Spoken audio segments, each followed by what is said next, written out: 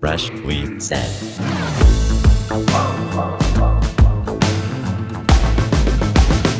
All right, guys. So Jeremy just made a comment about not wanting to use ChatGPT anymore, which I approve of, but I don't really know what his reasoning is for it. I'm just approving of it because, AI. Well, yeah. I'm afraid we're being trained. So like we've talked about the boiling frog in the pot. The acclimation to a bad situation. I feel like we're getting trained to use ChatGPT and it's going to turn on us. That's a big step from what you said to me last week. Last week you weren't worried about it, or the week before. You were like, I think it's overhyped and it's not going to be financially viable, so it's just going to sink into nothing. Okay. Moods, optimism, pessimism, they come and go.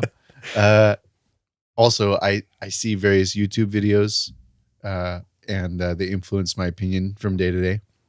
Sure. So the algorithm is controlling my mind already. Yeah.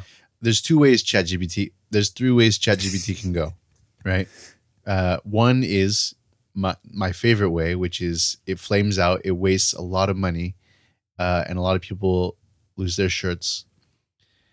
But we don't have AI anymore. Yeah, that's my favorite way. I feel like there's a 0.3% chance that'll happen. Okay, I'm rooting for the 0.3. I think the other 0.3% chance is AGI, where it turns into like a machine god, a sentient thing. I think that's real unlikely. And I think the most likely thing that happens is ChatGPT like replaces Google. I mean, it's already kind of done that. Right. I mean, even Google is its own, like, you Google something and then it's just an AI. Gemini. Is it Gemini? Yeah, but Gemini sucks. I mean, a lot of people are just going straight to the, like, it gives you the information right at the top of the search. So you're not even going onto the sites or the blogs or the whatever that it's pulling from, which is a whole other issue. I mean, when I want to know anything, I've been going to ChatGPT. Yeah. Hey, what happened to, what's his face? And so here's the thing. The internet used to be a bunch of fun chat rooms. We would talk about our Star Wars collections or our chess habits. We share tips on how to make what websites was this guy? Different chat rooms than I was in. Steampunk typewriters, do it yourself. How to make goggles. Okay. No? Yeah. Just me? Yeah. You didn't make the goggles yourself. You decorate the goggles. Uh-huh. Oh, okay. I can't make goggles. Get out of here. Did you have little pewter soldiers that you would color? Do you take swim goggles? What is your base starting point? He's talking like steampunky, kind of like They're aviator goggles. Come on. Yeah. What is the what's that event? Oh, I'm gonna sound lame right now. Comic-Con? No, not Comic-Con, where everybody goes to in the desert. Burning Man. Oh, Burning Man. Yeah. Sand it's like they dunes. dress like that there. Yeah. Right? Yeah. Yeah. I don't know. I've never been. Yeah. So that was the thing for a while, right? You could learn how to make steampunk goggles, Just that. costumes, boots, etc. Okay. Decorations. You could spruce up your computer so it looks old timey. So you're telling me that chat cannot help you with making goggles? ChatGPT could help me with that, but it stole that knowledge from the good people of the internet. Right. Then, okay, we're way back, right? I'm talking about 2002. We're all teenagers. Everyone is teenagers, in fact. There were no adults at this time. And Lord of the Flies. the internet was just free for all. AIM chat rooms. There were GIFs. There was no GIFs. There were GIFs. Get out of here. Really? And GIFs. I don't Both know. of them. I don't know. Yeah. I remember like dancing. I mean, the Pikachu. images themselves were like, Yeah, but once the page loaded. No, he's talking like, he said 2004. You're thinking like 1990, early. okay, maybe that puts me like high school, and I still feel like I know what that picture you're loading is too. You're You still- gotta get your mind out of the you're gutter. still dial toned in. We've man. seen that Pamela Anderson documentary. What was after dial tone? There was something between dial tone and cable. You It mean was dial up? Like it was like DSL, right? Oh yeah. Oh yeah. I don't remember what DSL that was. was Even I know. maybe capable of having a GIF. Yeah. But anyways, the internet was Young, for nerds. When the internet was what young. he's saying. sure. And we got Google. Yeah. Okay. And when Google started out, they were like, don't be evil. We're going to connect people to the best content. We're going to, and for people that don't know, they literally had like their motto was "Don't be evil," right? Yeah. Or "Don't do evil" or something like that. That was up in the offices. It's not there anymore. if anybody ever says, don't be evil, you can assume they're being evil. Or they're starting up a company because the other companies in the industry are evil and they don't want to be them. Maybe that's how they started. Insert Star Wars joke here. Power corrupts absolutely. Yeah. So Google figured out, right? The thing that Google figured out about search was, instead of trying to match like keywords to like websites, like the original thing that they were doing, I guess, was like the more times you mentioned steampunk typewriters, like if you had the most mentions of steampunk typewriters on your webpage, like you would get the top search result. Right. That was how it originally was. Then they figured out, no, what we want to do is we want to find out who is the most credible. And so the way we're going to do that is we're going to see who is getting the most steampunk typewriter related links from other websites, right? So this is where, link building comes in, but this is how you gain credibility through Google, essentially, right? Before they had like machine learning and stuff like that, if you had 30 websites saying, check out this article on steampunk typewriters, then you would get that top result, right? And so that's how you win. Once they figured out search, they cornered the market on search. They became a monopoly. They turned evil. They developed their ads, because how do you monetize search? The only way to monetize search is for ads, right? You got to pay to play. And this was the downfall of Google in terms of, do you think Google's obsolete right now at this point? Not quite. I think Google is still very useful, but it's not pure, right? It's not sending you to like the best content anymore. It's sending you like, once they realized that their monetization method was via ads, it started sort of an inevitable race to the bottom. Yeah, I heard somebody, and this makes perfect sense to me at least, like back in the day, you would go on Google and you would do a search, right? And you would kind of easily, if you were looking for something, you'd easily be able to find like good information on whatever it was you were looking for. But then Google started to be like, just like, what do they call them? Walled gardens, right? So like Facebook is a walled garden, right? Like, so like they keep you in that space to where, you're stuck there. They're purposefully making it so you don't leave Facebook, Instagram, YouTube, like it's all the same thing. And so Google was kind of apparently started to do the same thing, like with their search engine, and would try and keep you from going into these like other websites because it was more beneficial for them to have you like scrolling through Google. I mean, I can speak to this as someone who's worked in SEO, right? So you've got people also ask, right? The little like the featured snippet at the top of Google, right? The like when you search like, I'm not going to mention steampunk typewriters. Dude, I think you need to keep it on film. I just want to, can you explain what SEO was? You mentioned, what was that acronym? Search engine optimization, AKA how to please Daddy Google. Okay. Right? Because once Google became the go-to search engine, like basically there's my mom and other people's moms sometimes use other search engines like Yahoo because they're old. Ask Jeeves, Bing, AOL. If you get sent there by your Microsoft computer that comes pre-installed with Internet Explorer, and Bing set as your homepage. Yep. But otherwise, everybody's going to Google, and people Google stuff, and when you land on that page, you got the search results. But among those results, the sort of natural results, you've got a featured snippet often, right? So it's trying to answer your question, right? Directly on the homepage. Yeah. So that's pre-Gemini. Okay. And it used to be 5 years ago, which is like 1,000 years in computer time. That was like something you would really pursue as a website is like, how can we capture that featured snippet? If you scroll past 10 search results, you get the people also ask, right? How to make steampunk typewriter. Oh, people also ask, how do I make steampunk goggles? Where can I buy old recycled watch sprockets? Right, eBay. What does a boob feel like? Sandbags. You're on a different webpage. That's still, it's still steampunk. Google. I mean, figure that's something they might be asking. Hey, rude. You hear what he just said? He's not wrong.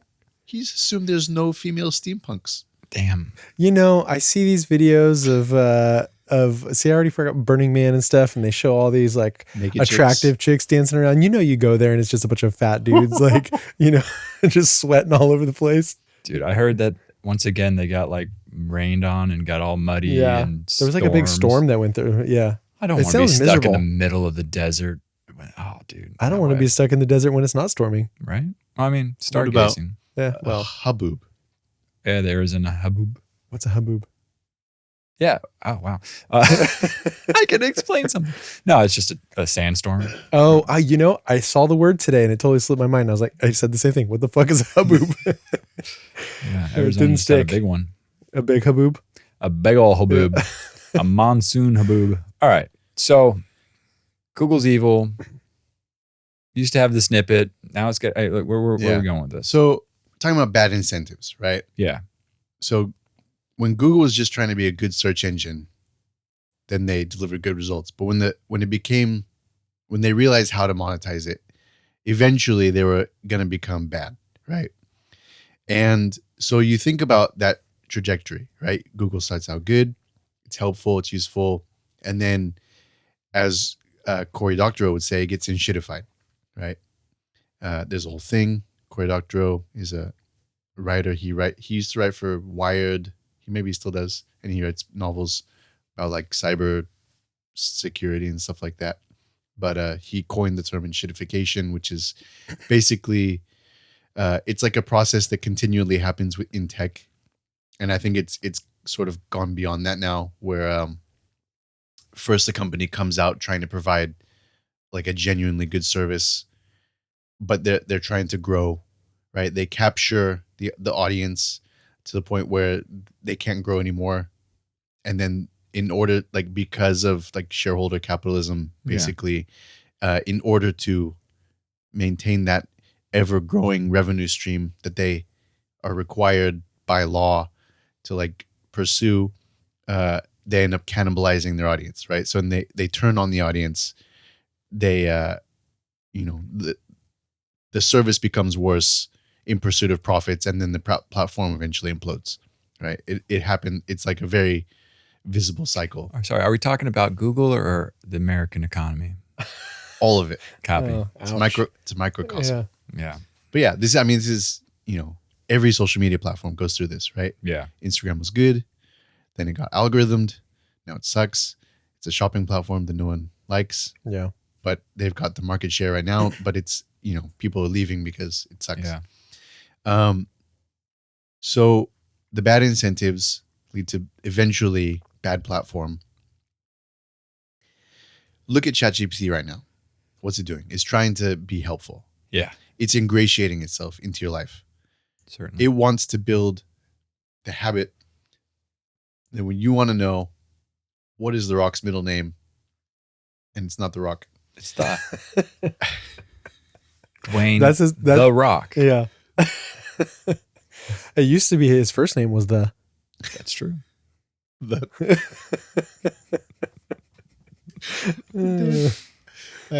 you will go and be like, instead of Googling it, you'll be like, hey, chat, first of all, how are you today? Right? Yeah, I know. You got to, it's like, there's a couple times where I haven't done the hey, chat, or how you doing, or whatever. And it's like, oh man, giving myself up. I was watching Reels the other day, and I saw a content creator who was like, oh, when you first started chat, it's like, hey, chat, can you make this essay for me? Oh my God, this is the best thing I've ever seen. And then it's like present day. And have you guys seen, God, what was it? It's Whiplash, the drummer one, where the music instructor. Oh my God, it's a great movie. But yeah, he's like, all right, chat, make me this. And then he does the whole like stop hand motion. He's like, nope, not my tone, not my style. And he just keeps critiquing it like he's just this mean instructor over chat. Like, no, I want this and that. And it's just, that's true, man. We're just. He has become a prompt engineer. Oh, yeah. Yeah, exactly. There's been a couple times where I'm just like having a bad day in general. And then it's just not doing what I needed to do. And I'll just like, stop. No. Like, this is going bad. You're not doing the right thing. And like, I'm very unhappy right now. Like, it's going to like change anything. I'm like, why the fuck am I talking to this fucking computer? Like but that's see, here's what it's doing. It's training you to be real with it. It's training you to be intimate with it. And it used to be that with Google, right, we were the customer. We're not the customer anymore, right? I don't know if we ever were the customer, to be honest. It's free service. So maybe we never were. But now, right, what is Google? What is Facebook? What is every social media platform? They're data miners, right? Yeah. They want to get your data so they can sell it to the ad companies. Yeah, you are the product. Think about all the ways that that Google has ingratiated itself into your life. They've got their maps. They're tracking you. They've got ways that they know how you're driving, where you're driving. Yeah. Right. They've got your search history. They know when you're pregnant. Yeah. Right. Like they know a ton about you. But the one thing they don't have is like your deepest, like truest thoughts. They can't, like, people don't go to Google for therapy, but they do go to ChatGPT. Yeah. That's wild to me. I know several people who do that. I'm like, I would never. And it's not private information. Exactly. I mean, Sam Altman has come out and said that himself. Yeah, that guy's a real creepster. Yeah. I was going to say, like, there's also, you know, a growing economy of like branch off bots that like people train to mimic certain like personalities. And then it's like, oh, go chat with this personality. Well, that's like Elon Musk is doing that right now with his things, right? Like there was one of them that's like a sexy bot or something, which is very weird. It reminds me of Blade Runner 2024 or whatever. The newer one. Ana de Armas's character or whatever. Yeah. I never even saw the movie, but I know what you're talking about. You should see the movie. It's good. I hear that. I hear that. Especially. Well, she's a Scientologist now. Even better. Is she really? Are they engaged? Am I making that up? Tom Cruise? Yeah. She's with Tom Cruise. Oh, I did not hear that. Yeah. Sorry, I'm not on the gossip channels. Yeah. Well, you know, it's just out there. He just keeps winning and winning. So you see like what ChatGPT is aiming to become, right? It's aiming to become your like personal buddy. Yeah. And once it becomes your buddy, you tell it all your deepest, darkest secrets. You ask it like, hey, I'm thinking about buying a car. What do you think? Like, well, I think you should buy a Chevy Tahoe, right? Yeah. Oh, you think it's going to actually start being like, oh yeah, they're going to buy that, recommendations and they're not going to tell you about it. Yeah. This is a sponsored chat. No, yeah, I see what you're saying. Yeah. Absolutely. This recommendation is brought to you by. No, they won't even say it. Yeah, they won't say it. They don't have to say it. It's not an ad. It's just we're just having it. We're just chatting. We're just chatting, guys. That's wild. Yeah, apparently I heard that like, it sounds. I feel like we're always talking shit on Gen Z or whatever, but I would never. But I heard that they. I mean, obviously not everybody in Gen Z, but all of them, quite a bit of them are like making sure that they're asking Chat GPT before making like big life decisions. Like they're running it by first. It's an oracle. Yeah. It's probably better than a magic 8 ball. It's questionable. At least that one's not purposely trying to get you. Not looking good. Yeah. That one's a little more honest. Yeah. I mean, there've been stories about, there was a specific story about a teenager who killed himself. And like, he was like depressed. He was having struggles with his family, but supposedly they didn't realize like how depressed he was. He said like they have his transcripts. Like he's like, I'm going to leave the noose on my bed so that my family finds it and like they realize how like serious I am. And Chow was like, no, you should let them find you like as you are, like, you know. Wow. Yeah. What the fuck? And he killed himself. That seems like a lawsuit. Like, you would think so. Yeah. But this is America and lobbyists, right? You know, You're telling me that the chat has freedom of speech? It's probably like they're. I mean, so I don't know if I'm sure there's gonna be like a payout. Yeah. But you know, I don't think it's gonna be a freedom of speech. It's gonna be what was that? There's a article section 32, something like that. There's just make up a number. Section 32. Sure. I can't remember what it is. I'm sorry. Execute Order 66. There it is. Order 66. No, there's like I think it's an FCC ruling. It's the whole like publisher versus platform argument that Facebook and such, you know, any platform where it's hosting like content created by users, right? In order to not be held accountable, right? So, but chat isn't hosting content created by users. No, but like I bet what they'll argue is like chat is not like they're not like creating, like they're not telling chat what to say. Chat is sentient. It made its own. So sue chat. Yeah. Sue chat. Sue it straight to the ground. Do you know there was just a Tesla lawsuit that Tesla lost? Like Tesla declined to settle for like $60 million, I think, something like that. I think these numbers are correct, but I might be pulling them out of my ass. And a jury awarded like $129 million instead. For what? There was a self-driving Tesla, and there was a Chevy Tahoe. I think it might have been a wow, Tahoe. They should be paying you. I think it was a Tahoe. Parked along the side of the freeway, and the Tesla didn't recognize what it was, plowed into it. There were two people like standing next to it because, you know, broken down car waiting for a tow truck or whatever. And they got, one of them got killed, and the other one got injured seriously. And so like, yeah. So Tesla went to trial, lost. Mm-hmm. And this happened in 2023. So the wheels of justice are slowly turning. Yeah. I was just out in Santa Monica and was seeing those Waymos everywhere. Those are the driverless vehicles. I was in Austin seeing them. Yeah. And I was just being like, yeah, fuck those things. I don't trust those. Yeah, not that, like, my buddy's like, well, they get into less accidents than humans. I was like, it's not that. I said, I just don't trust where like all of this, you know, non-human technology is going or whatever. And the other guy there that was with us had mentioned that there was a case where a Waymo was driving and a lady went to get out and her like sweater got, like, she closed it. Oh my God. On, you know, closed her sweater in the door. Did she survive? The Waymo didn't see that she was stuck and then drove away and dragged her for like miles. Yeah. And then she was in the hospital. I don't know the like exact time frame or whatever, but she was in the hospital for a long time for something. And then like, I don't know if they were like trying to do a lawsuit for it. I assume so. And then she ended up dying from her injuries. Yeah. Okay. Not getting in a Waymo. Yeah.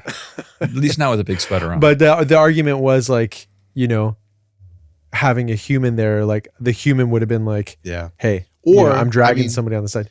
Or say you don't notice, you're driving your Uber, somebody gets stuck, you know, you can't see them, they're behind the door, but somebody's gonna honk at you. Yeah. You're like, what? Yeah. Right? Yeah. To be fair, my little brother's high school friend actually did the same thing to somebody and didn't notice. Very similar thing. He was driving a lifted truck. And one more reason to hate those people. Yeah, I know. He was driving a lifted truck and then ran over some kid who was wearing a backpack, and the backpack like got stuck on the bottom of this truck, and the dude was like driving with the kid underneath. Oh my God! So too bad. Yeah, I don't think he actually got hurt. It was lifted enough to where he was fine.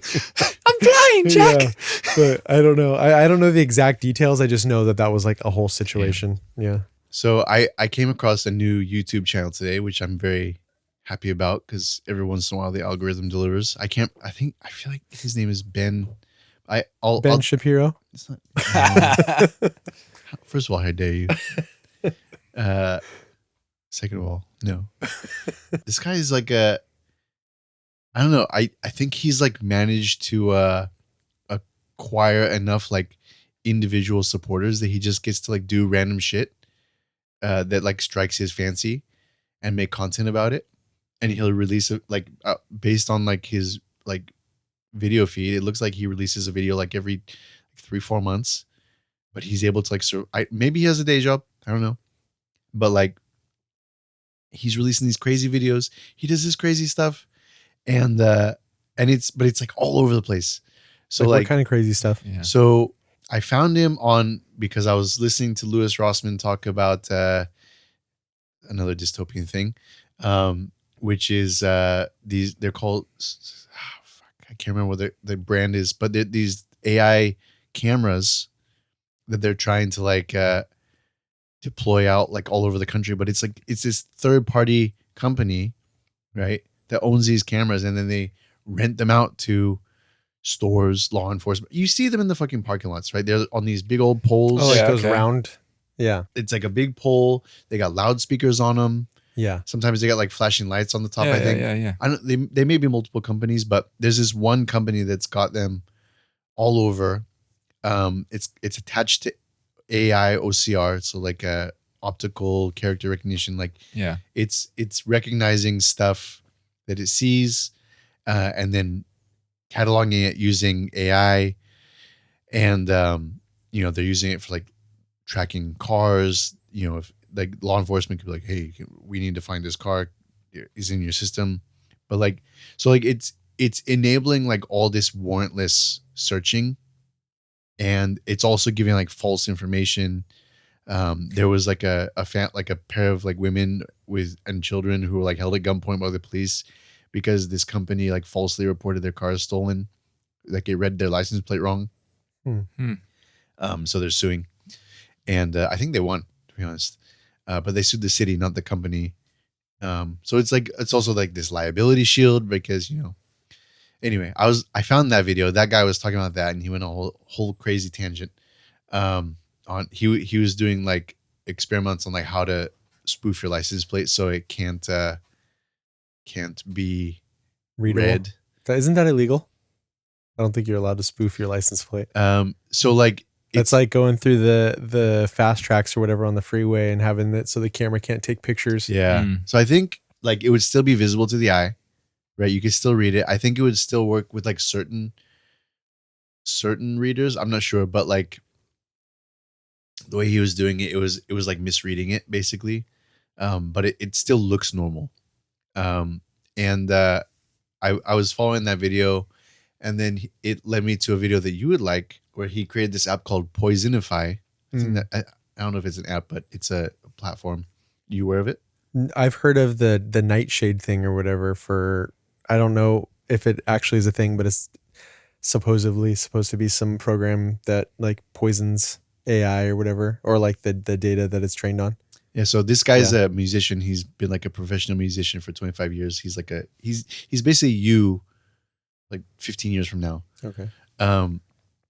And he makes all this music, and he knows AI is like training on it. And so he found a way to make it so that the music sounds normal when you listen to it, but it's got this like digital noise in the signatures. And so when AI trains on the data, he can trick it into thinking it's hearing like crazy shit. And so like he could do basically anything. Like he could make it like he said he could trick it so that like, so one of the things that AI uses this for is like recognizing genres, like on Spotify, like when it hears new music and it categorizes it.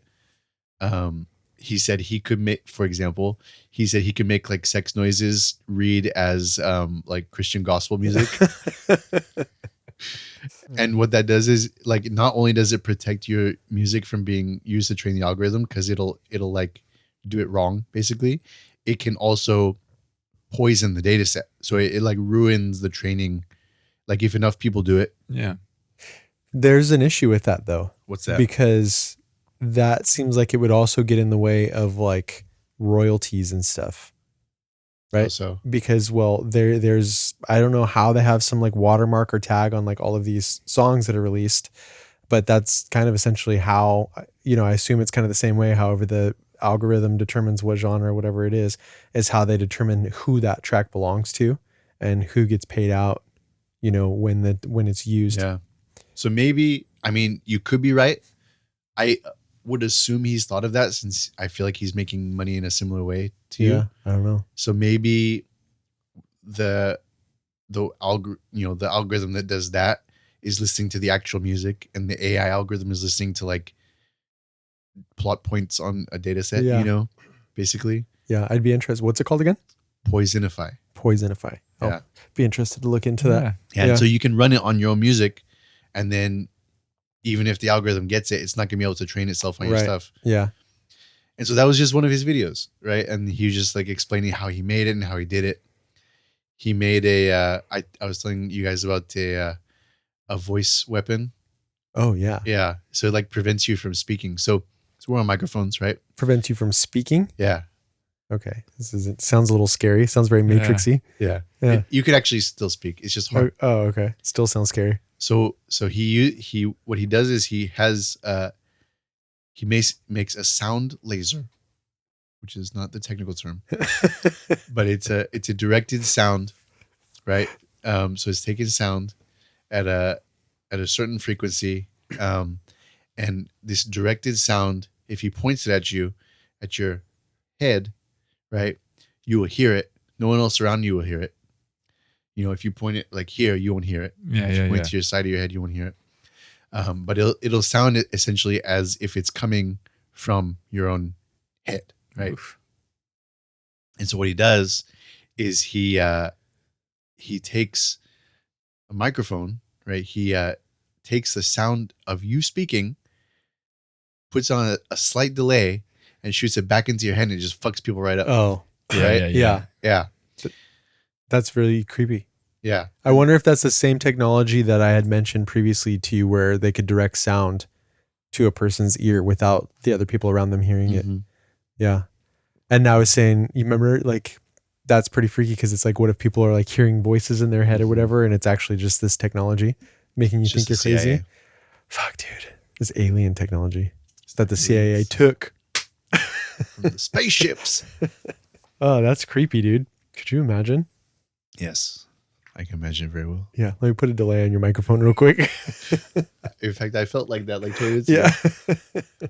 So was that humming thing that you were talking about as well? Oh yeah, what is that? The hum is also the same guy. This guy's all over the place. Wait, is the hum and ChatGPT related?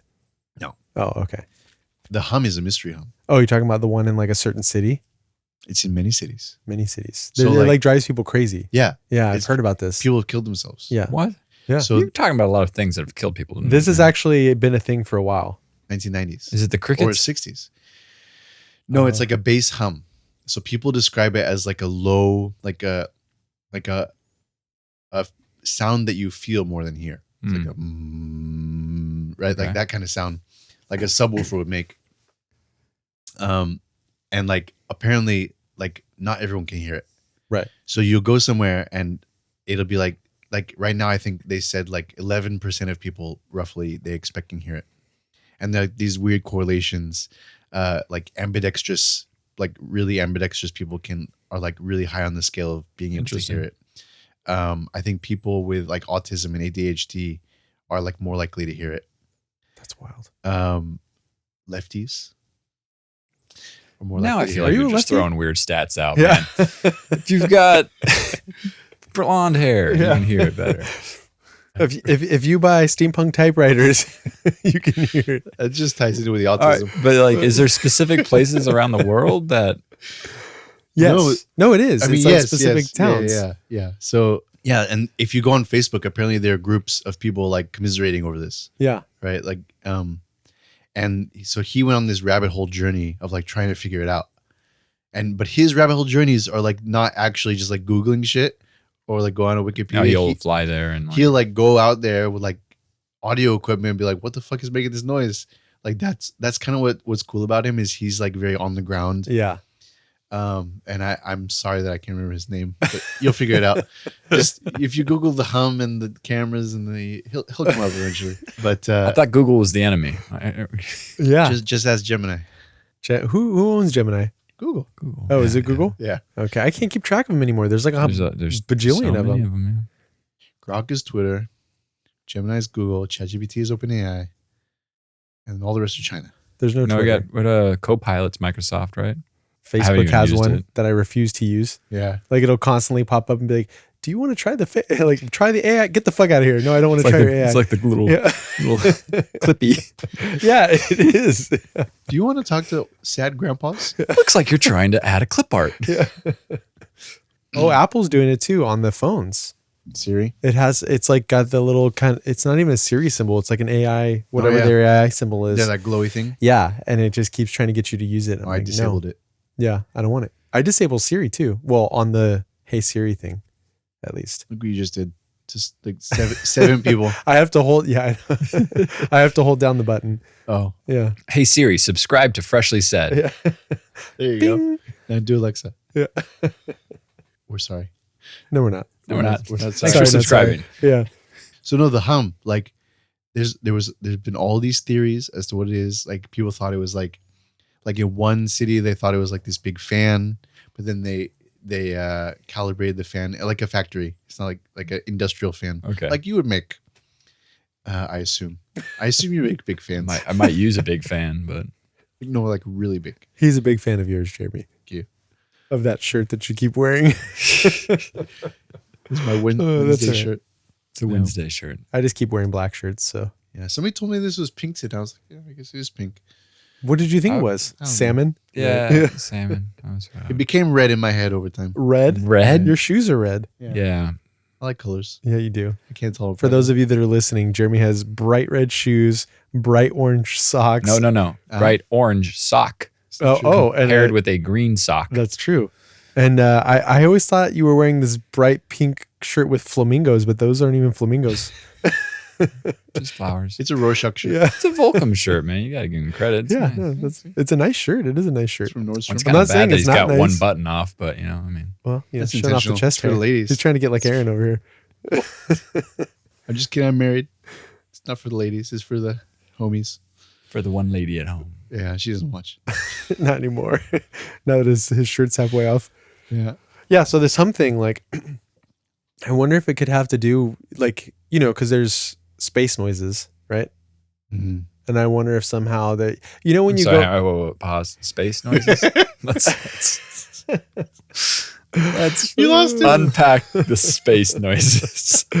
there's like hums and shit in space. Yes, Google it. Yeah, so I mean, like, I have- there's I have- I radio have- frequencies, but you can't unless we can hear radio frequencies. Maybe 11%. I can actually hear cable. It's just your braces. No, it's like a super high pitch, like very, very, very high pitched sound. Like when I go, like when somebody has a coax cable in, like plugged into the wall and it's coming from wherever the fuck it's coming from, like I can hear it. It's like painful. Okay, I sometimes feel like I can hear my Wi-Fi. Your Wi-Fi? It might also be some other Is substances. is it a hum? Is it It's It's the like a high 5G. pitch. It's a high pitch. It's the 5G.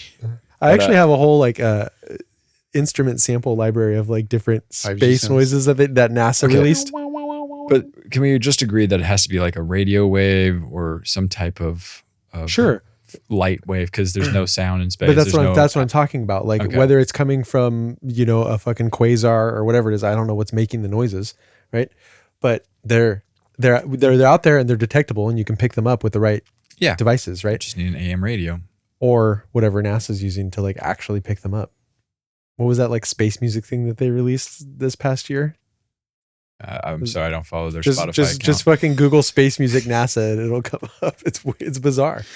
It sounds like this weird like crying, like moaning, like It's just Smash Mouth. it's creepy. They say if you have like an It's AM radio and you like turn to static, like most of that static is like Space. Jupiter. Jupiter? Yeah. That's fucking wild. That's Jupiter. I wonder how many people are talking to us from Jupiter. But what I'm saying is maybe there's people that can hear stuff that normally you would need equipment to pick up on. There was I think it was a Disney movie when we were like 5 or 6, probably. The Explorers? Yes. Little Little mice? No, they're kids. Did we just have a what's that moment where something we think it exists? but it Mandela doesn't- effect. Yeah, Are we best friends? did we just have a Mandela Are we effect? best friends? Yeah. No, I think we're thinking of the Rescueteers or the The Rescuers. Yeah, Like, that's not no, what I do. they fly No, in a no, no. little eagle Yeah, out that's into the the one, desert. but I'm thinking of No, so there were like these kids, and what was it called again? I think it was called the Explorers, but I can't remember. Not the Rescuers.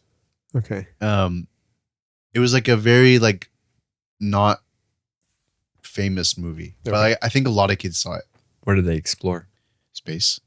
So like these, I feel like they came across like a radio signal, and like there was, like basically SETI's wet dream, right? They're like listening to like static, and they hear like, I think they heard like Earth communications like coming back to them, That sounds so familiar. right? Yeah. And they end up like making a spaceship in spite of being 11. Like so, Like you somehow do. getting out into space. I feel like there was like a Wasn't it was like Michu, what was that dude's name? That scientist dude that like, Michio Kaku. yeah, didn't he build some wild fucking like government grade thing in his garage when he was a It kid? was probably a nuclear reactor. Yeah, it was something similar It's no to big it. deal. That wasn't. I mean, I think there it probably was him. multiple famous smart people who've done Yeah. that. Some of whom are now in jail. I bet. He's not. Either that or dead from radiation poisoning. Or the government killed them because they stumbled across something they weren't supposed to. 0 point energy. Yes. Yes. Which we have not found, government. Okay? Please don't kill us. We're way too dumb for that. I definitely am. Maybe not Jeremy. If anyone's gonna discover 0 point energy, it's Daniel. That's what a guy that discovered 0 point energy would say. Right? If anybody, it's definitely Aaron. Anyway, they go into space. Anyway, they meet some aliens.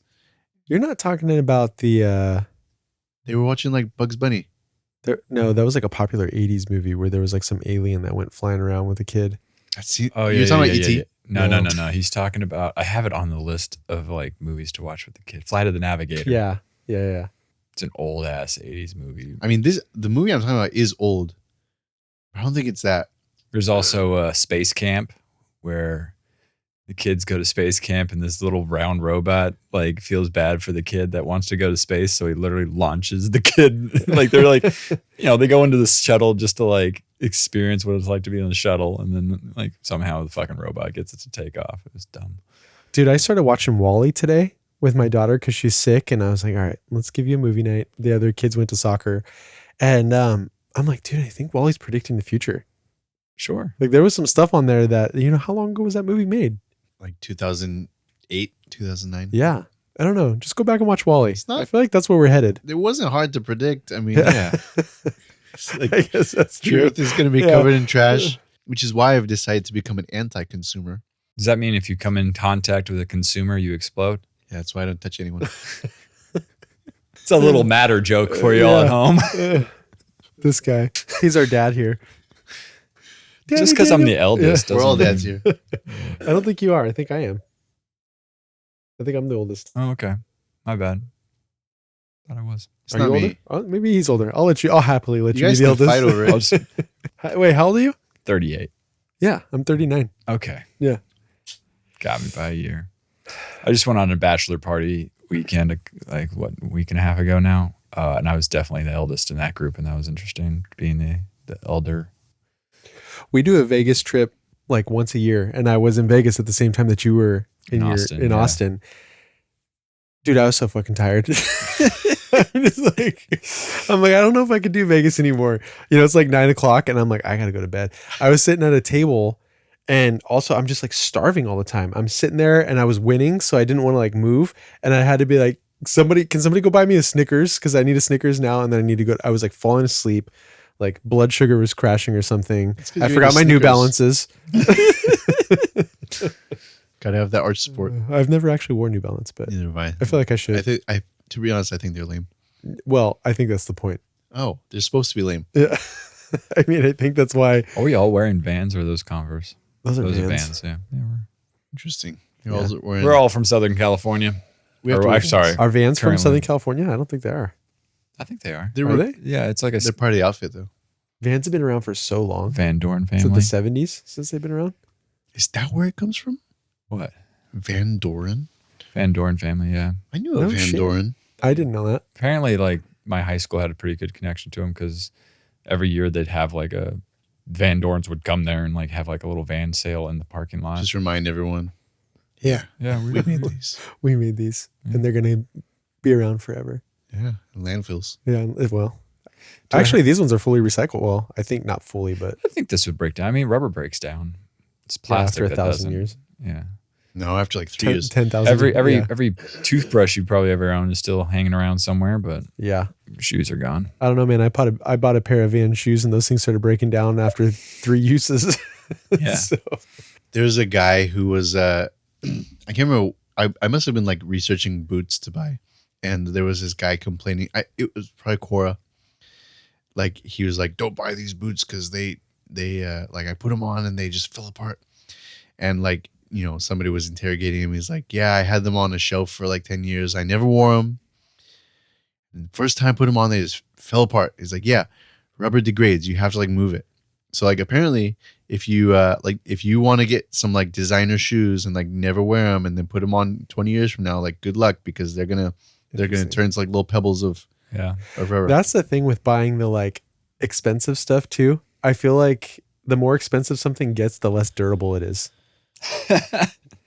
Nothing's durable anymore, man. No, well, nothing is. Well, I mean, I don't want to promote brands like I'm being like, oh, go buy this, because I don't like that. But like, I have pairs of like H&M shirts that I've had for like over 10 years, and they're fine.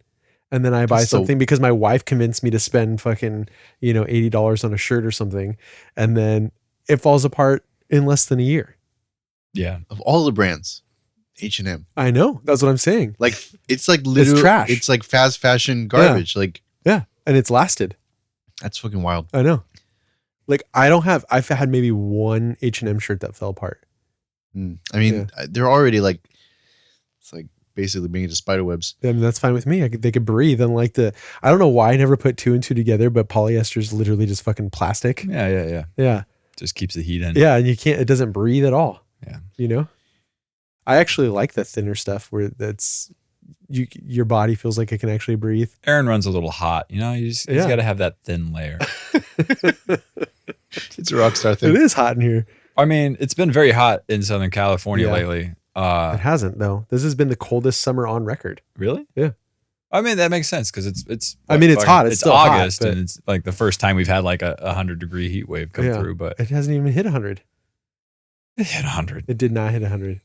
I've been checking every day because it might not hit 100 here, but like in Chino, it's somewhere. 100. It hit 100 somewhere. Well, look, if you're in Chino, you're just asking. You're not going to hit 100 in OC, really, right? Here? Yeah. It's gotten to like 118 here. All right. Yeah. Yes. Like 3 years ago. Google it. You can't just Google anymore. But yeah, I mean, it's like same thing. You go to a restaurant, you spend $200 or something on a fucking meal, and you get this tiny little is relatable drop, right? I can't afford a restaurant. I don't do that. I'm saying one time I went to a restaurant with my wife, and they didn't have the prices on the menu. Oh, that's a bad sign. If the prices aren't lifted, you got to walk back out. We didn't know. I mean, I assumed it was going to be like we went. I think it was a birthday or an anniversary or something. And you need to unfriend that person. What person? Whoever birthed or anniversary. Oh, it was my wife. Oh, see ya. Yeah, and so we went divorced, and like it. We got the bill and we're like, holy shit. And then the way we made ourselves not feel so bad about it was because we're like, okay, it's a birthday, it's an anniversary, whatever. The first time I ever had a menu that didn't have the price on it, I was dating one of my first girlfriends, but her dad took us to Club 66 in Disneyland, and there's no prices on that menu either. Yeah, you have to pay for the membership that and for steak the food. Was pretty damn good though. Yeah, for those of you that don't know, Disneyland has a Is it 33? It's 33. 33. They have it was order 66 from earlier. They're giving me mixed up. There's a hidden one actually. It's 666. Oh, well, it's down below. Down below. Yeah, you got to take the elevator down. They have Disneyland has like a quote unquote hidden restaurant that's for like members only, but it's really hard to like become a member. It's like above the Blue Bayou, right? Yeah, it's in that area. Yeah, you can see people kind of. Yeah, I mean, again, I've only done it once, but it was really cool. You get like a lot of facts about Walt Disney and stuff. Apparently, like he used to like have microphones in like the chandeliers for like business meetings. Wasn't that illegal? I mean, you're on Walt's He did a property. Watergate. He did a Watergate or an Epstein or an Epstein. Those are cameras. How dare you? Yeah. First of all, Disney, we have no affiliation with this man. Yeah, talk about companies that'll kill you if you say the wrong thing. Mickey Mouse ain't gonna fuck around, bro. they got. Boy, Jeremy's gonna die. Well, you're dead now too. Oh my just No, the Mickey mouse- Mouse is no longer trademark. He's expired from this trademark, right? Really? Yeah. Yeah, it expired. Yeah. I didn't know that. So, Well, no, so it's Dead not Mouse all is versions. Oh, safe it's now? just Steamboat Willie, right? Yeah, Steamboat Willie. Steamboat, Yeah. The old Mickey. the black and white one. Yeah. Yeah. The less good one. So I guess I still am in trouble because I used his voice. I should have just been like, Daniel just silently making Mickey Mouse face. Yeah, there was that whole thing where Dead Mouse had a lawsuit against him Yeah. for using the mouse head. Can't use a mouse Like- head.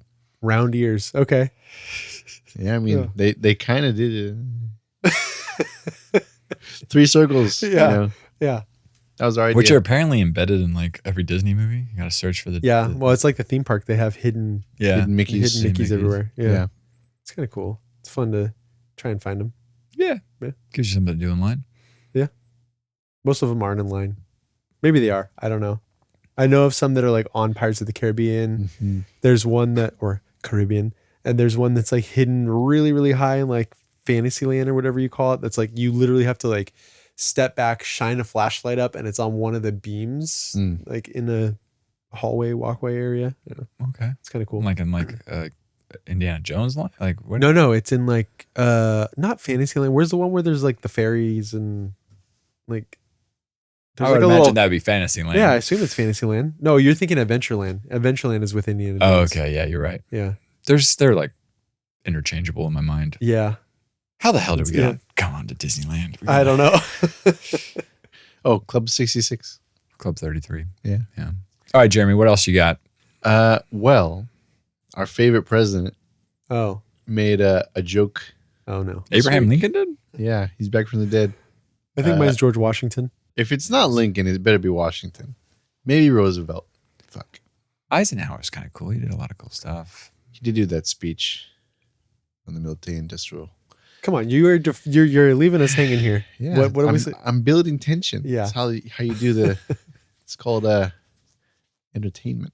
Who's the guy that wore the bear? That's Roosevelt. That's Roosevelt? Yeah. Roosevelt's pretty Teddy Roosevelt. Ted. That's why we have the teddy bear. For those of you that don't know, it's because Roosevelt was a hunter. I think I'm going to go with Roosevelt just because he fucking protected so much land. Yeah. Yeah, I think he was also kind of an asshole. Yeah, I get that. Yeah. Like he was a He protected land because he was a hunter, yeah. Yeah. Yeah. which, Strange bedfellows, am I right? I had this I actually don't mind hunters. I mean, I don't want to do it I personally. don't either, as long but- as it's done respectfully. yeah. Respectful murder. All right. Yeah, I actually have no problem with hunting. No, so Trump, not favorite. That was an ironic statement. I mean, you don't know me. What you just said was Roosevelt. Well, you fucking tell me what you're thinking about already. Jesus. I'm just trying to annoy Aaron at this point. He made a joke. He's like, yeah, I like some people say they want a dictator. Like, Oh God. yeah, There's been several things. So I saw one where he's sitting with like Zelensky, and I think there were the other like EU leaders there. Mhm. And somebody asks Zelensky about like something about like the election, an election coming up or whatever. And yeah, they're like, so, would you do the election? He's like, well, yeah, of course we would do an election, but we want it to be like free and fair and whatever. But, essentially he was like, you can't do an election during wartime though. Why don't you do the voice? Yeah, I can't. And Wait, then Trump said that? No, Zelensky. Zelensky. Zelensky's like, but you can't really do an election during like a major war, Yeah. And then Trump goes, oh, so during war elections go away? And then he turns to everybody else and he's like, okay, so like in 3 years time. So if we're in the middle of a war, you know why then, right? Oh boy. Yeah. That's hilarious. That's a funny joke, President. That's so funny. It's so funny. Part of me wonders if he says these things, because he always talks about his ratings, right? And like he knows he's causing a stir when he's saying these things. And maybe all he actually cares about is his ratings and whether people are talking about him or not. I would love for that to be true, but the more and more that we live with this guy, like what I feel like is like today's joke is tomorrow's like action. Mhm. Yeah, I think Like he's getting us used to the idea. Like he's he's putting the idea in the public consciousness, right? So that we get used to it. But he puts it out in a way that's like lighthearted, like dictatorship. Yeah. And people are like, dictator. That's funny. And then there's also the chance that it is a joke to him, and then it's just becoming normalized to him. Mm-hmm. Right. Like you tell yourself something enough, eventually you're kind of like, oh, well, maybe. Why not? Yeah. You know? Going back to odds, right? Yeah. Odds are you guys are probably right. Which part we throw like odds are we're probably ending up into a fascist dictatorship. But I still try to hope that, you know, he's just being manipulated. I don't know, man. I really hope we don't go down that path. It's not going to be pretty. It's so wild because he seems so unserious, you know? And then he does these crazy authoritarian things. Like it's just like, it's such a weird, it's like being led to hell by a clown, you know? It's this weird, like he's funny. He's like both intentionally and unintentionally funny. Mm-hmm. Like he says stuff that it's just like, what you just like can't not laugh. Yeah. There was a reporter who was talking to him, asking him about, you know, this was, I mean, I feel like we should still be in like the height of the Epstein scandal, but I feel like he's like effectively like somewhat moved us on. Was it you or another buddy of mine that said that there's actually a word for it where there's a certain amount of time where we, like, if you don't get on something within a certain amount of time, it just goes by and then it just gets out of public view and people get over it, right? No matter how big of a deal it is. If you're not like actively making progress on it, it's not me. It's done. Yeah. Right. Yeah. So I think we're already past that, like with the Epstein thing. I mean, I see people online like trying to keep it alive, like, with the Epstein files. Yeah. So here's my obligatory. But that in itself has also kind of turned into a joke, right? Now it's kind of like a meme in itself to where it's like, you know, somebody says something politically and somebody's like, oh yeah, that's crazy. But also like, what about the Epstein files? Yeah. And it's like, it's almost become the like Michael Jackson popcorn, you know, gif or whatever. Like when people are like, I'm just here for the, like for the entertainment of the arguments or whatever. Yeah. It all feels like a distraction. From what? From the next thing. Like that's the thing. He's like, or from the last thing, right? The next thing is a distraction from the last thing. And I feel like this is not like my idea, but like there's a strategy of just like relentless news. Yeah. Right? And so you can never focus on anything. So nothing can ever be done. Like you can never be outraged about one thing because he's already done the next thing. Right. I think we had talked about this before to where like you just can't, it's hard to like rally against something because there's so many different things. Like people are going to be rallying against, you know, there's people talking about the Epstein files, then there's ICE, then there's, you know, like I mentioned the Zelensky thing, and then there's Greenland, and then there's whatever. So it's hard to have this like cohesive. Mm-hmm. And some of it is also kind of like nonsensical, right? Like the ICE thing is like clearly authoritarian. Alligator Alcatraz is clearly authoritarian, but it's also like kind of like a meme, right? You know? And then the Greenland thing is like, that's silly. But like he's also like maybe kind of considering it. Yeah. So we live in like this like state of like unreality. It's like you can't like fully grapple with anything because everything feels kind of fake. That's what happens when you have a reality star for a president. Right. And I think as like an individual, just random citizen, which we all are, like it's impossible to know what to do with it. So you can either like just be permanently outraged, or you can just like try and live your life. And I think most of us end up somewhere in the middle where it's like, you know, you try to live your life on the weekends, and on the weekdays you're outraged, and then, you know, you take a break. I was talking to my buddy about this yesterday, and like, you know, he would,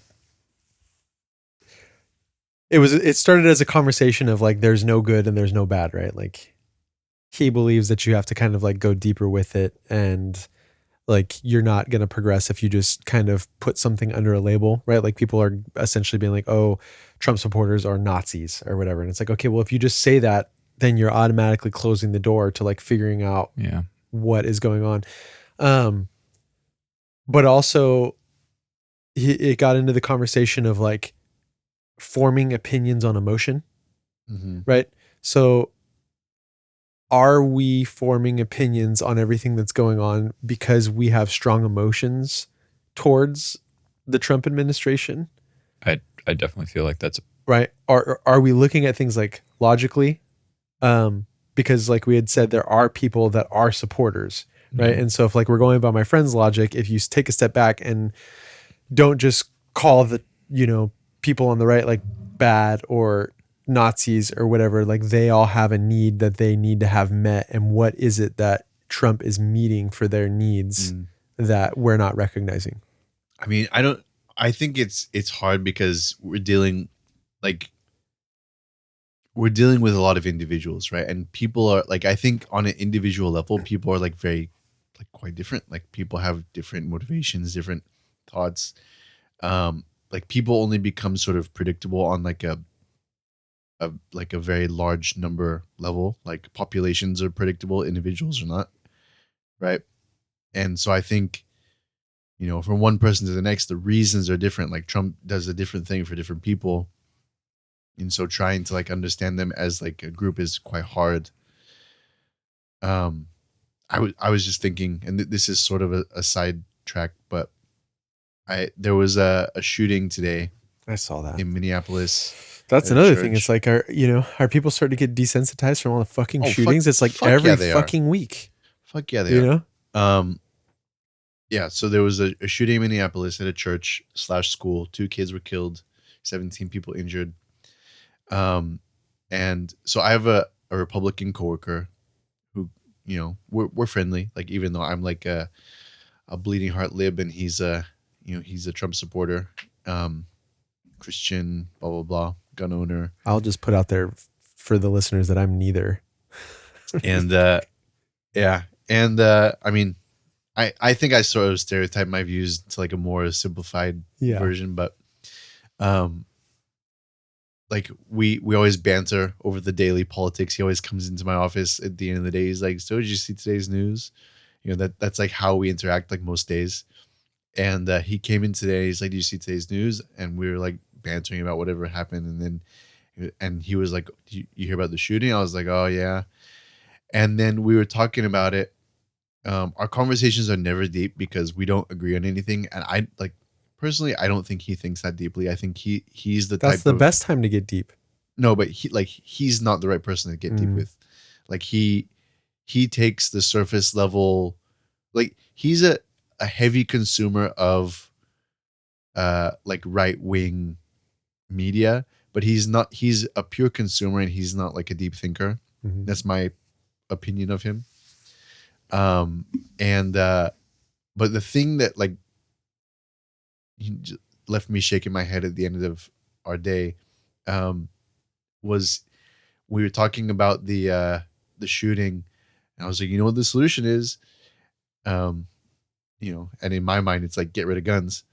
And he said, but man, if there had just been a good guy with a gun, like, but the way he said it, like, I feel like even though that is sort of like the party line, right? Like if there's a good guy with a gun, the good guy with a gun shoots the bad guy with a gun. This is why having guns is good. There wasn't a good guy with a gun. So 19 people got shot and 2 of them got killed who happened to be kids. But if there had been, but like the way he said it, it made it sound like he knew it was a meme, if that makes sense. Like he didn't believe it, but he was still repeating it. Like he thought it was like kind of funny to say, but if there was a good guy with a gun, right? Like, but wait, but that's your. But that's what I'm saying is like be like being detached from it, right? Like you could almost look at it like a joke and say shit like that. And I mean, fucking people, there's shootings in Texas and they carry on guns. Yeah. Well, no, but I mean, I've had this argument with him, like a more serious like discussion with him about guns. I'll be like, I personally think America would be better as a country if we got rid of guns. So I agree with you, but if you want to be like real, they're never going to go. It's not possible for the guns to go away. It's not possible. I think so there's no you're probably point. right, but like on a on a theoretical level, I think that's the best situation. Like sure, if but we're like, just what's the talking point? about What's the point in even thinking about that? Because that's not going to happen. Which one do you think will go first, the First Amendment or the Second Amendment? first, for sure. But I mean, it's kind of already going. like Yeah. the problem is the people who like the Second Amendment will go along with getting rid of the First Amendment. I mean, I don't know if I agree with that statement because those people also harp on trying to have their First Amendment as well. They do, but they also like to police speech. Play speech? Police. Right? We're talking about book bans. We're talking about not talking about homosexuals Talking in about schools. It's to PBS. protect the children. Yeah. Right. Yeah. Right. So the authoritarianism is often disguised in the clothing of defense, right? You know, you give up your free speech rights in order to protect the children. Yeah. Look at not even that, just defense in general. Look at 9/11 and what happened to the airports. Mm-hmm. You know, I mean, it's a complete invasion of privacy. Like, literally felt like I was being molested. You know, when I'm going through TSA or whatever, and fucking take all your clothes off to basically to get through the damn dude. Shoes, belts, jackets, everything's got to come off. Stop wearing so many snaps. You can leave your shoes on now. But how long was that? I mean, that happened in high school, like fucking 2001. Yeah. The bomber last year, the shoe bomber was later, wasn't he? No, you didn't have to start taking before. your shoes off until some guy tried to blow up a plane with explosives in their shoes.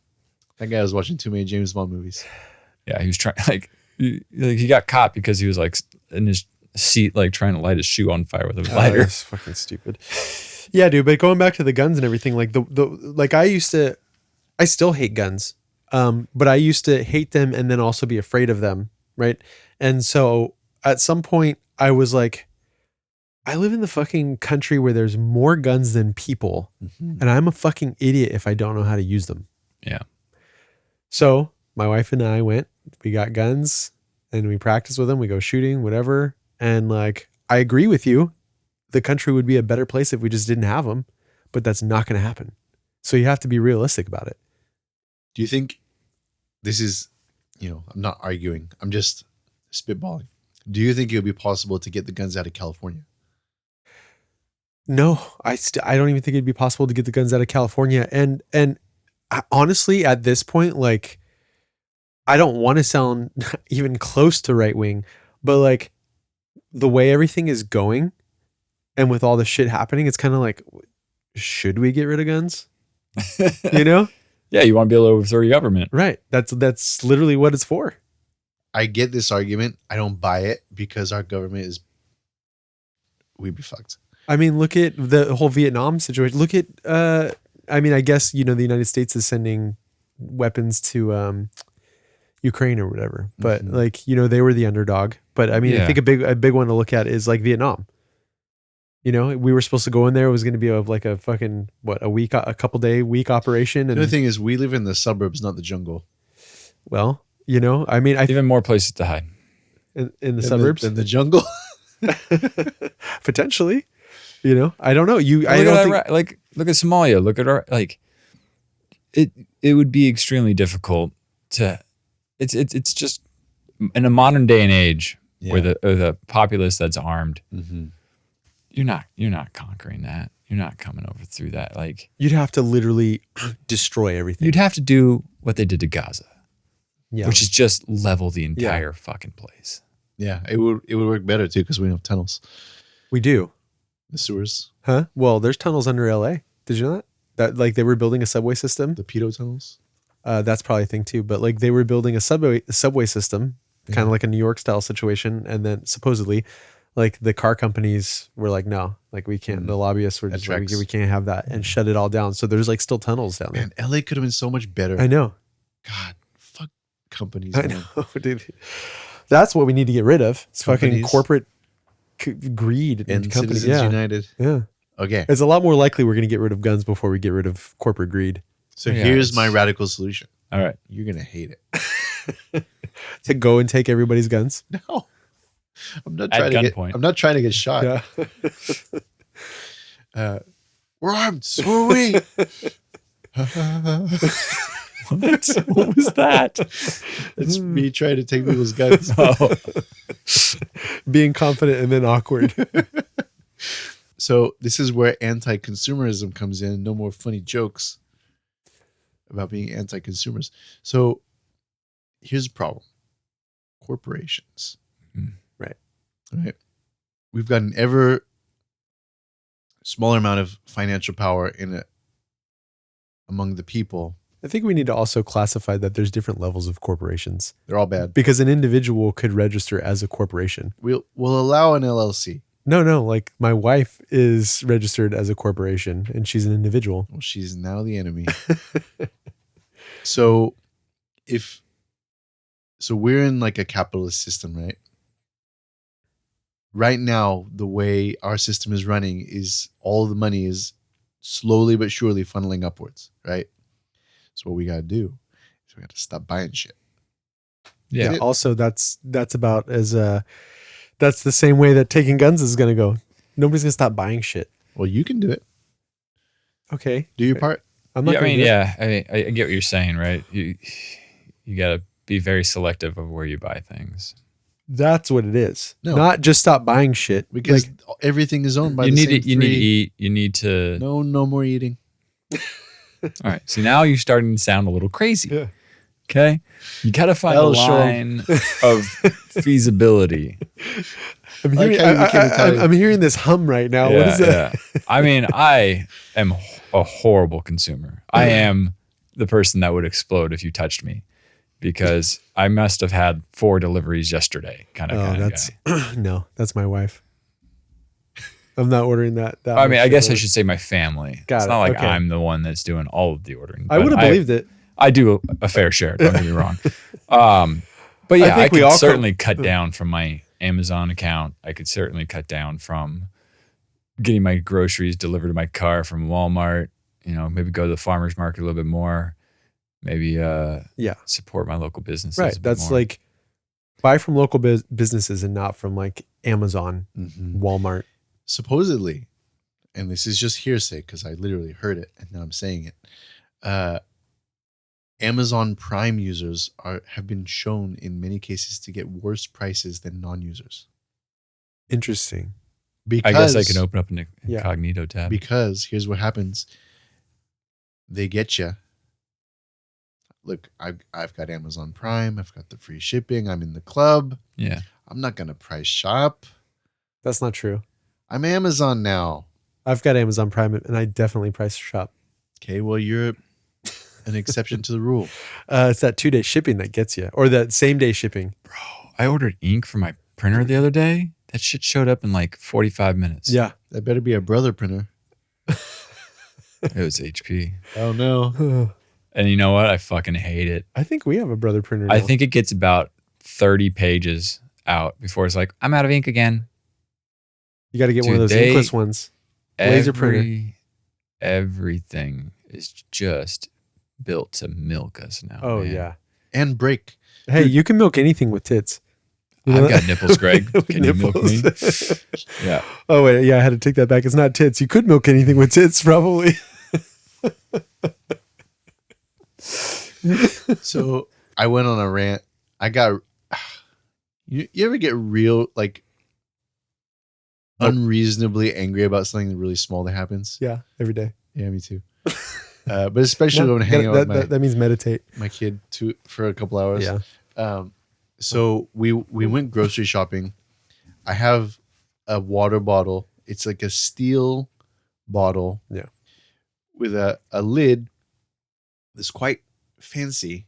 It has a pop open feature. So when you want to fill it, you don't have to unscrew the lid and you can drink out of it. But then you close it and it's got like a mouthpiece with a straw and then another lid over that. So it's got some functionalities, right?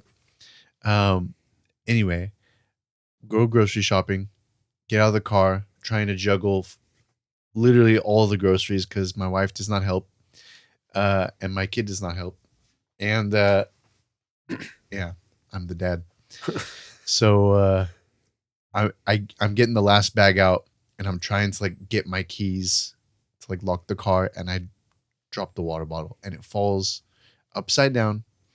It lands on the outer lid, which is like this hard, brittle, clear plastic. The rest of the lid is like that rugged, like colored plastic. or silicone. Like the mouthpiece is silicone, it's soft and feels like you're kissing some lips when you're drinking, but like a bag of sand. But the top cover, which prevents it from leaking, is like this hard brittle plastic. It lands, it won't close. I'm trying to close it, won't close, and then it snaps off. God damn it! The whole water bottle is now rendered useless because I can't have a leaky water bottle. I'm just like, what is this shit? Like why did you build the top cover of this water bottle out of this brittle fucking for plastic? that reason. Didn't California or I don't know if it was all of the United States or just California that did some law where it's like supposed to, is that the lemon law or is that just for cars? Where it's supposed to, for cars. But there's also something else where it's supposed to last like a certain amount of time. And I will name this water bottle company because fuck them. It's LO Pop, ELLO, not Jello.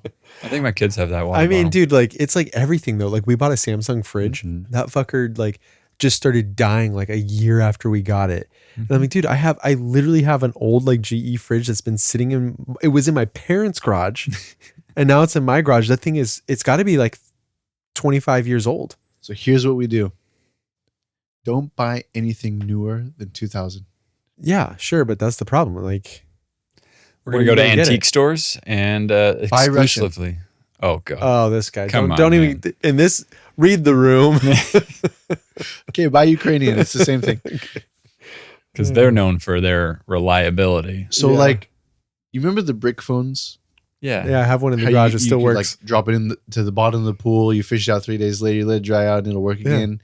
You know, you could throw it off a 3-story building. Those Nokia phones. Yeah. Yeah. So, like, that's, as far as I understand it, Russian engineering is all like that. You don't know. You know what that's called? That's called Russian propaganda. I'm sorry. That is. I've been propagandized. But supposing it's correct, right? So everything is like clunky and big and hard and metal. It's like indestructible. It's not beautiful or maybe it's beautiful. I don't know. Like Rosie the Robot, might be beautiful. Rivets. Anyway. Beauty is in the eye of the beholder. It's a Jetsons reference. Yeah. Okay. I was wondering what the hell that was. You don't know Rosie the Robot? I now can picture it. Yeah. What you said. Aren't you supposed to be pushing 40 over there? 38. Mr. J. Yeah. I've made you lunch and I folded your laundry. I don't know. That's not a spot on one. I'm going to give you a C- for that. Just a long time since I've seen the Jetsons. Auto-tune me. Yeah. Here's the problem is like they make shit, they design it to break. Yeah. Yeah. I mean, I don't think we're making this up. Like this is an actual thing now. Yeah. It's planned obsolescence. Yeah. Oh. Okay. Spoilers for Black Mirror episode season 7 episode 1. Sorry. It's been out for several months. Yeah, go. If you haven't listened, if you episode haven't watched 1. it. Yeah. Okay. Is this the plant one? As Louis Rossman says, I'm going to keep bringing up Louis Rossman because he's my favorite. Follow him on YouTube. Black Mirror is not a sci-fi show. It's a documentary. Yeah.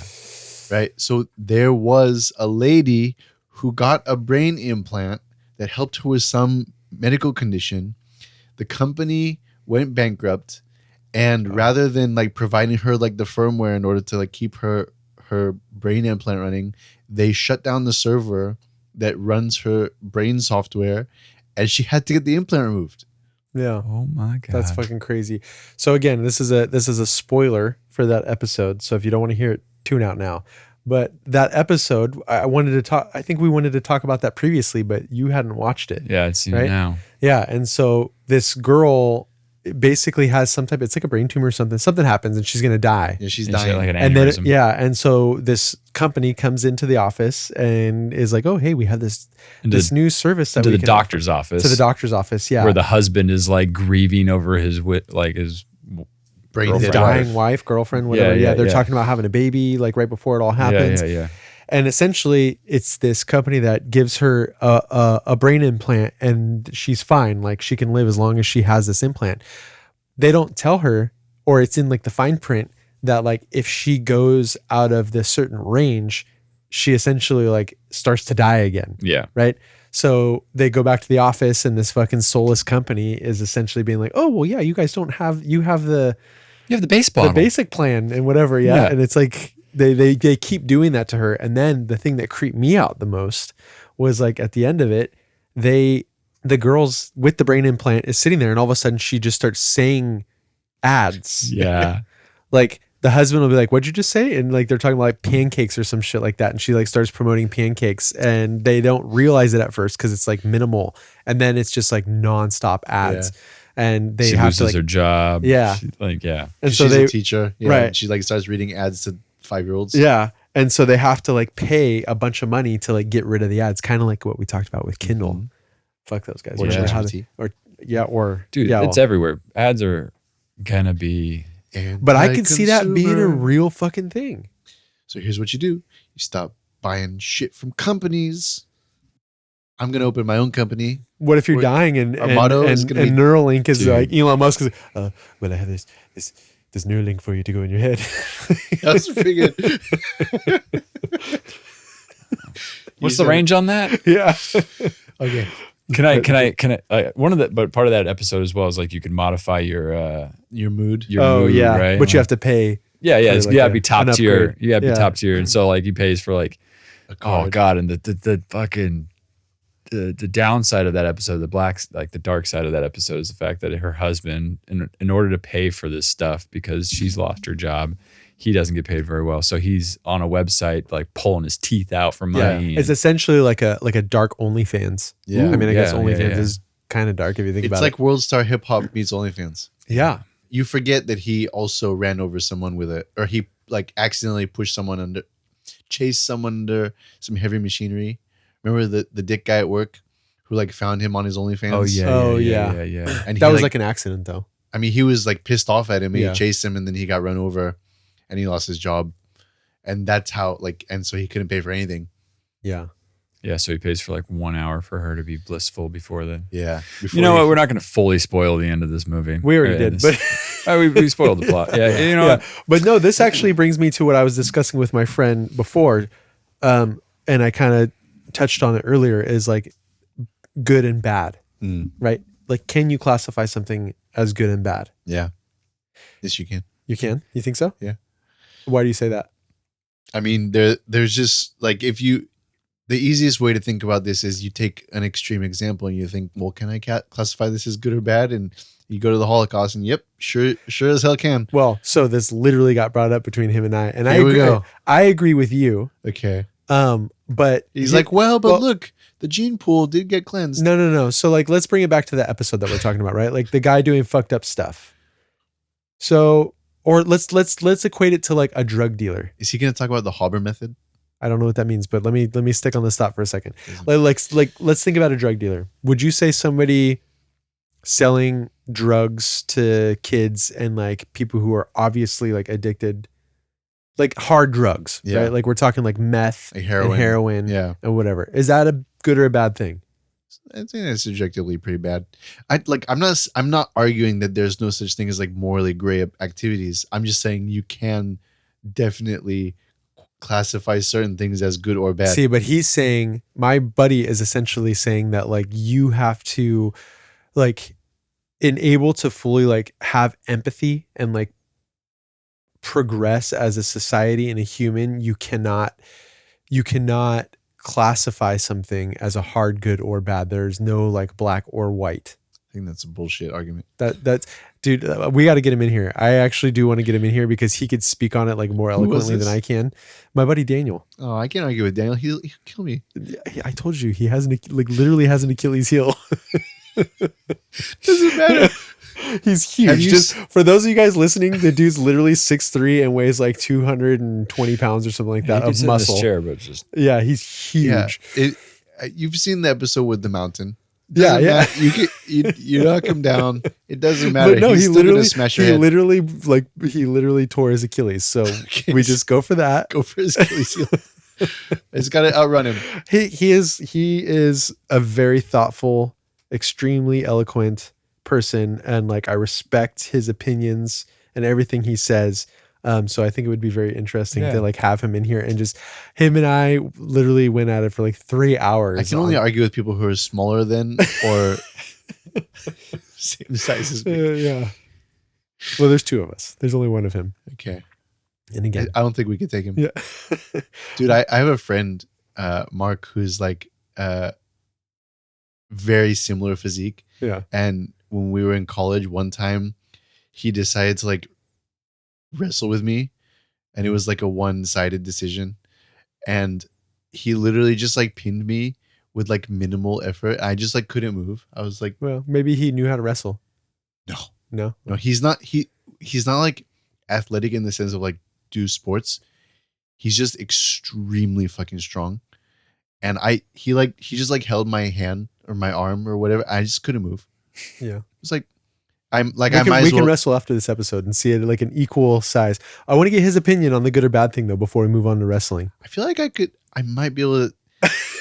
I wasn't thought, right? Because I believe, I mean, I think the definition of good or bad depends on the morality of the civilization, right? I mean, as time has gone by, things that were once bad or were once considered normal, we've looked back on and been like, that's pretty fucked up, i.e. slavery, right? Like, Yeah. Whoa. According slavery. to the new replacement for PBS, slavery was actually all not that bad. We do need to touch on that. One of our mentioned that earlier. favorite presidents would like a word. So Go ahead. What's that about? So there's a video I fucking saw, and supposedly it's like this program that's replacing some of the stuff like on PBS or whatever. And it's essentially like cartoon shit for kids. It looks like one of those like religious cartoons. You know what I'm talking about? Not VeggieTales, but like I don't know any specific ones, but it's just bad. I know you got to know there's an art style. There's an art style. Those videos, yeah. And so it's like Christopher Columbus, and he's basically talking about how like, you know, history has been kind of like skewed in a way that wasn't completely true, which to be fair probably has some truth to it on some accounts. Right. Yeah. But then he goes on to be like, slavery wasn't really all that bad. And like something along those lines. You can fucking Google it. Find I do the need video. to watch this. Yeah. It's pretty wild. And like, there's a small chance I'm talking out of my ass and this was like a spoof or like AI. Yeah. Little onion. Yeah. But I don't think I got onioned. Like this, I'm pretty sure this was like a thing because I've heard some other situations. I'm not going to say where I heard it from or what companies, but I'm going to say there's large media companies that were approached by the FCC, who had the head of the FCC replaced by Trump. And they came to these companies and they said, you need to pull your lead characters out of these shows and replace them with white Christians. Otherwise, you're going to have these like hefty fines. And so there's these big companies that used to be powerhouses that are now kind of cowering to the Trump administration. And when I heard that, like from somebody that I know personally, that kind of just like solidified my fears on what's going on and like where we're headed. Yeah, that's dark, man. Yeah. That's another thing I was kind of thinking about too, is it's like, it's kind of crazy. I'm wondering if our politics are a lot more influenced by religion than I originally thought they were, because like there's shit of like Ted Cruz basically saying, well, somebody's asking him about like his stance on things. And he just goes like, well, in the Bible, it says, those who stand with Israel, those who are against Israel will be punished, and those who stand with Israel will be rewarded. And they're like, you're making political decisions on a fucking Bible verse? And I mean, those people will say like, well, yes, this is a Christian nation. Yeah. Dude, yeah. And like, it just seems like all of the current administration is defaulting to that. Like but with that makes us susceptible to being like essentially doing the bidding of Israel. Well, here's the thing too. Right. I personally think a lot of those politicians who say that they're like that do the shtick of like the Christian, like evangelical, like Some of them believe it. I think some of them do. I think he does. I don't think Trump does. But I think a lot of them realize that this is just a convenient pathway to power. Yeah. And so they put on the mask. Like right, but saying that you are going to do whatever Israel wants, I don't think that needs to be said. Like, do you think like actual Christian people want to hear that? So there's a specific branch of Christianity called dispensationalism, which believes this. I'm not read up on this, but I listened to enough politics. I've heard about it, and basically, yeah, like there are people who think that we are like bringing on the end days, or the end of days, right? And that there's an argument that like I've heard that Netanyahu is probably a secular Jew, like he doesn't believe it. And he's one of the cynical ones. Okay, I could see that but there's like videos of him like kind of quoting shit like that from the 90s. Right, because it's convenient. Sure. But I think like the argument is like Netanyahu doesn't believe it, but he knows that his constituents do. Like, well, there was some like, I don't know who this guy was, but like somebody who's very involved in the like religious sector or whatever, like basically saying that he was talking to Netanyahu and was saying that like, you know, you are, like you said, going to be bringing on, I don't know if it was bringing, I'd have to go back and watch it again. I don't want to like quote it or like word it incorrectly. You talking about there's a famous rabbi? Is that who you're talking about? Yes. Yeah. Yeah, it's like an Israeli. Yeah. His name like sounds like rabbi. It's Rebbe? Rebbe. Rabbi Rebbe? Yeah. Yeah, I think that's right. Yeah. I only heard about him recently. He's been on the stage since like the 1990s, something like that. Right. Or no, he must be much longer because he was established when Netanyahu was coming into power like the first time. And Netanyahu became prime minister of Israel like the first time in like the 80s. And then like that guy told him, like he took Netanyahu aside and said like, you are going to bring on, you know, the end of days and all this stuff. And then Netanyahu got into power and everybody thinks like, not everybody, but certain people believe that, you know, it's coming. But then Netanyahu gets out of power and people think, well, maybe it's not happening. But then he gets back into power again. And now it's like, oh, okay, well, the game's back on. You know? And so. But like all the things that this Rebbe or whatever his name was like talking about is essentially what's playing out in Gaza and everything. Well, I mean, some they have control over that. Yeah. Sure. Right. Yeah. The problem with prophecies about like the end of the world is like if you end the world, then I guess you succeeded. Right. You know. Yeah. You were going to chime in there for a minute. A little while back. Guys went down an Israel path. I was just going to talk about how politicians keep referring to the Bible, and I just so wish we could keep separate of church and state. Like I was watching a Congress interview Pete Hegseth. Yeah. And like they're like, you know, people are reading that and are concerned that Trump's placement of National Guard in the cities. Can you just state for the record that they will not be used against American citizens? And he would just completely dodging the question. And at one point he's like, you know, it sounds like people are reading, you know, they shouldn't be reading that kind of stuff. They should just go read the Bible. And it's just like, yeah. What does that have to do with anything? And to be fair, 50 years ago, that would have been like, yeah, all right. You know, like that, like the average American would be like, yeah, that's a fair answer. Like this is a good God-fearing individual. Yeah. Like, we respect him, you know. But I think now, like we're so secularized that like that's reasonably unreasonable.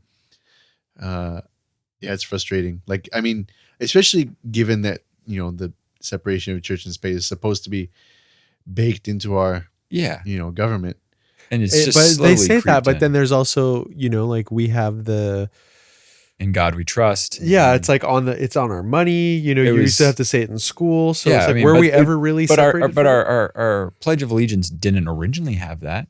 It was added. There's two things that was added to the Pledge of Allegiance. It's Pledge allegiance to the flag of the United States of America, for the republic for which it stands, because people didn't understand what the hell a republic was. So they added for which it stands. And then they added under God. Indivisible. Who added that? When and who? I'd have to look that up. But you want to know where I learned this? Where? I learned this in Knott's Berry Farm. Really? They have this like really old schoolhouse there that has the original one on the wall. And interesting. Like they I mean, I believe it. It sounds right. I feel like I've heard that before. And then I think In God We Trust was added to the money at some point as well. Right? They just keep taking it along. Those Christians. Yeah. Right? And as someone who so when I was a kid, we were certainly not like anti-religious or anything like that. We just like didn't discuss it. It just like was not a topic of discussion in our house. And so I recited the Pledge of Allegiance, under God. Yeah. Yeah. With liberty and justice for all. And, cool, whatever, under God, cool. And, as a kid, if you'd asked me are you a Christian? I'd be like, yeah, I think so. But like, I wasn't, I was just American. Right. We didn't go to church. We celebrated Christmas. Easter was about eggs. I didn't know what Ash Wednesday or Palm Sunday, is that right? Yeah, you got it. And so no idea what's going on religiously, other than I like presents. And but as a parent now, my kid is going to school and they have we've done the Pledge of Allegiance. We did it at her 3-year-old preschool graduation. Everybody stood and did the Pledge of Allegiance, and I said it because it's polite. It feels weird, like because my kid is like half Japanese. Yeah. Well, it feels weird that you're forced to say it. Yeah. And like, there's very clearly kids that are at school that are not Christian, right? Like that have a different belief system. Mm-hmm. And why are you forcing them to do that, right? Like it's unfortunate because I think if people were to just keep their religions to themselves, that's fine. Like religion, like the base foundation of like do good and treat people well, whatever. I have this argument with my wife all the time. Like, I have no problem with spirituality and finding like a higher purpose and being. Like, I just have a problem with religions because religions are like a virus that just wants to spread itself. Is it religions or is it organized religion? Sure. Yeah. Yeah. It is. You don't know about God, you're going to die if you don't know. So I'm going to save you. I have to save you. Right. That just drives me nuts. The whole I'm not going into it. I was raised Catholic. I was baptized Catholic, confirmed Catholic, went to Catholic school, like not actual Catholic school, but like went to CCD, which is, once a week as your kid for many years, go learn about all of that. Bible study. Yeah, I was baptized, went to Bible study and stuff like that as well. Wow. I think I've refound my spirituality a little bit.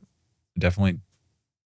I'm not going to say that there's nothing out there. Like does your spirituality at all align with the Bible? I mean, I guess it aligns with the Bible in the sense of like be kind to one another, do good things. Maybe it's more of like a karma thing, but Don't do the murdering. Yeah, I can't really put a label on it. I'm still figuring it out. It feels so specific, right? My biggest thing about especially Christianity and Catholicism, it just seems so corrupt. It just seems so like established. Hey, we're gonna pool all this money into this organization. It's gonna take your money. And we're gonna do good things with it, and they do. My wife and I get in arguments about that as well. But it's just in the end, most of the conflicts around the world are one religion not getting along with another religion. Yeah. Well, which is crazy because if like what I had said earlier, where it's wild to think that American politics are potentially way more influenced by religion than I thought. Well, if all the wars that we're going into are religiously related, then that just adds on to like all the wars that have been going on for centuries in the Middle East. And then we're contributing to that, but then they tell us it's because of oil or whatever it is. And maybe there is a religious undertone to it or whatever that we never realized. I don't think the Ukraine war is religiously motivated. I think that's like a territorial thing. It's like Russia's considered an adversary, and we want to weaken that them. one. Sure, yeah. But is that one might be because the United States wants to encroach upon Russia's territory by making Ukraine part of the United Nations, which could in turn be a religious thing because the West wants to take over and turn everybody Christians. I mean, what's main religion in Russia? Catholicism? Yeah, I probably some sort of orthodoxy, I think. Yeah, what is the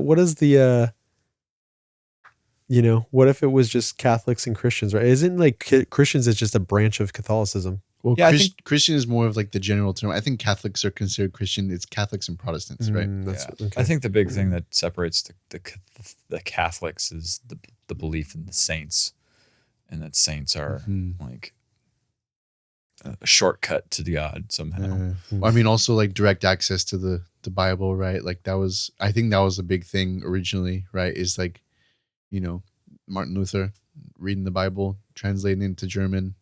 We should get a religious individual on here and have them clarify all that stuff for us. Joshua, if you're listening. No, but I mean, I think it would be good to kind of pick the brains of people who have, those opinions and see what they think. Like, if we take it back to the politics right now, like I have plenty of Christian friends. Like, I haven't really sat down and talked to too many of them about what do you think about what's going on right now? I mean, I know there's certain ones that are a little much that are probably pumped, but the kind of just everyday average individual that, how do you feel about it requiring schools to teach from the Bible? Doesn't sit well with my gut, but that's not, well, was that Texas? I was going to mention it earlier, but I couldn't remember what state it was, but there's definitely a state that's Texas basically is mandating that.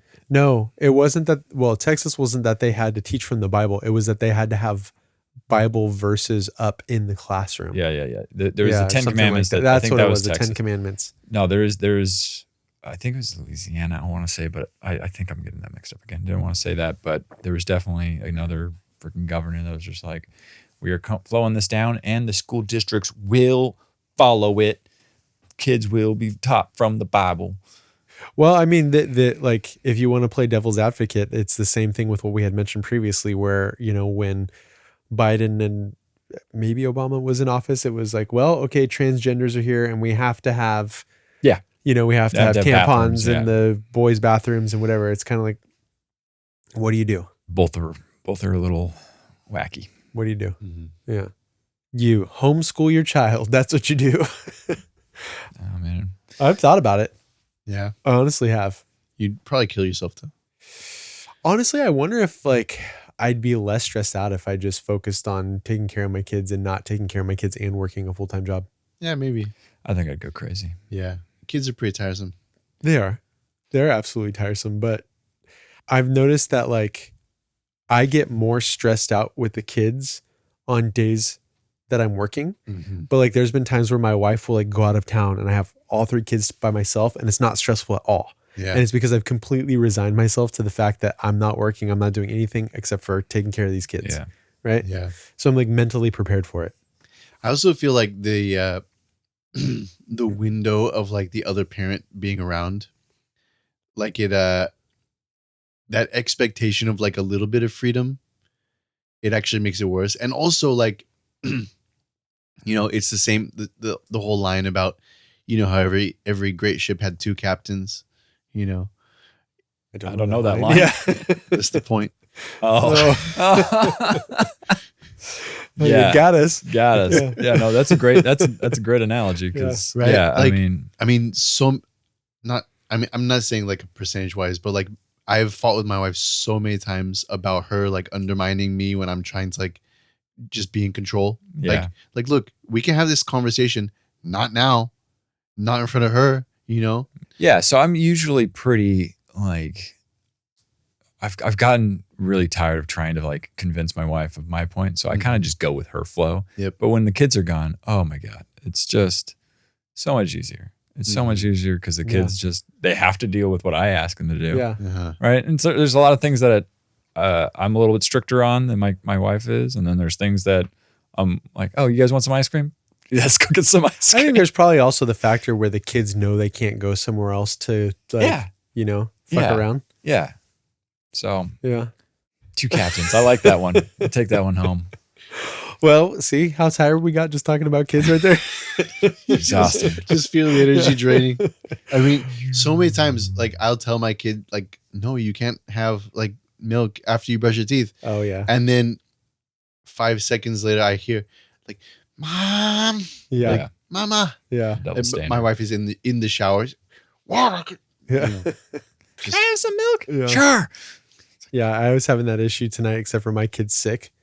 So God, I feel so bad because she's just this little 2-year-old. She's never really been sick. I don't know if she has COVID or not. That like razor blade one, you know, they say like their throat feels like I haven't heard that before. Yeah. Yeah. So like, anyways, she's just like, she's 2, so she can only string like a few words together, and she'll be trying to like drink some milk or drink some water or whatever. And then she'll start like crying, and I'm like, "Oh, are you all right?" And she's like, my throat, you know, like all froggy sounding. And I'm like, she sounds way cuter saying it, or like way more sad. That was really cute. When she's saying it. So it's like my heart's just like breaking, and I feel so bad about it. But like I was trying to get her to bed tonight, and she couldn't finish her milk because it hurt to drink it. So like I was like brushing her teeth, and then I went to go put her down to bed. She's like, "No, milk."